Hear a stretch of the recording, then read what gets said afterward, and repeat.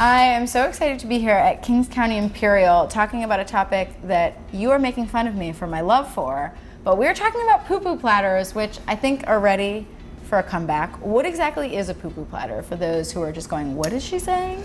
Yeah, I mean, first of all, it's P-U-P-U. Okay, it's not right. Like the other kind of spelling.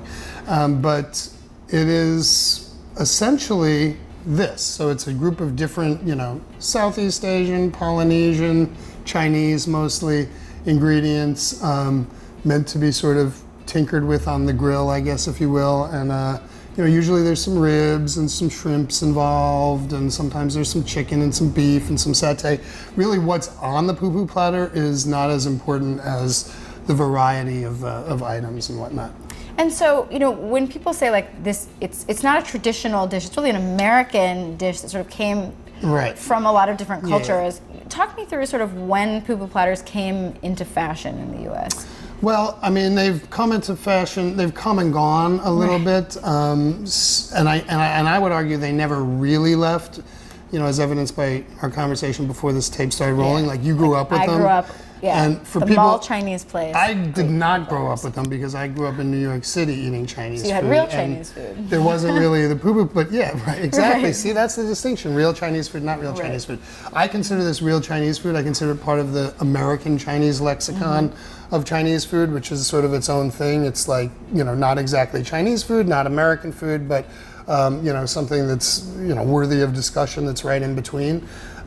They came into fashion during like the Trader Vic's sort of Hawaiian food, Polynesian food renaissance, and then in the 50s, with cocktail culture and things like that, which is why it really fits really well into our program, because we consider ourselves an American Chinese restaurant, and we want to pay homage not only to traditional Chinese techniques, but to Chinese techniques that Chinese immigrants and American chefs, etc., brought over to this country. So the Pu Pu Platter was a way, I think, like not unlike clam bakes or something like that, of sort of involving the diner in the cooking process. The luau is often associated with the Pu Pu Platter.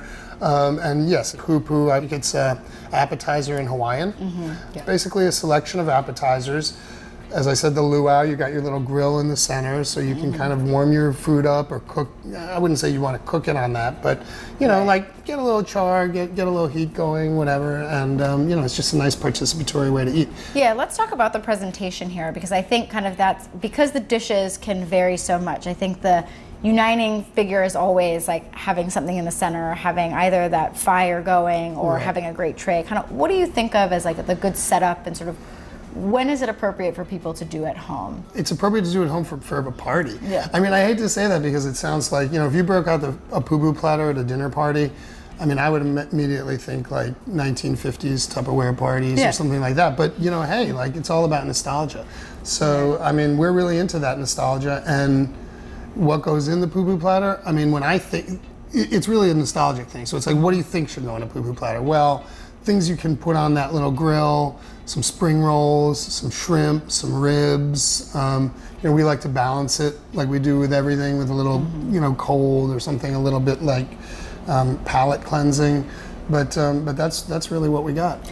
And in terms of modernizing it, because I think, there are ways that this existed that were great, and there are ways that kind of should go by the wayside. How do you see sort of bringing this back in a way? Like, what are the things that sort of should be gotten rid of versus having in the future? I mean, things that should be gotten rid of are, I don't know what should be gotten rid of, but what we do is we just try to present, our freshest, most immediate products as kind of an appetizer sampler, if that makes sense.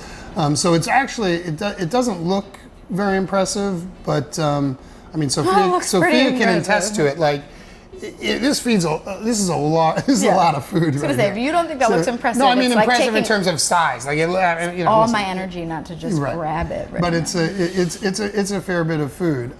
So I would say this is like, it's a perfect So the Chinese food experience for me, yeah, spinning it is I know, really you gotta have part of the thrill. You gotta have a spinning No question. bowl. Chinese food is about sharing, and it's about bringing people together. And the family style of dining is, I mean, we do it at Thanksgiving and at other times, but there's no sense of like this is mine, that's yours on the table. Everything is everybody's, and I think that really lends itself to like a social aspect. So for a little dinner party, if you want to sample some stuff, put it on a Pu Pu Platter and impress your guests. Well, wonderful. Thank you so much for talking to me about Awesome. Pu Pu Platter is one of the best topics, and obviously if you want to get one yourself, you can always come here to Kings County Imperial. Thank you so much. Thank you very much.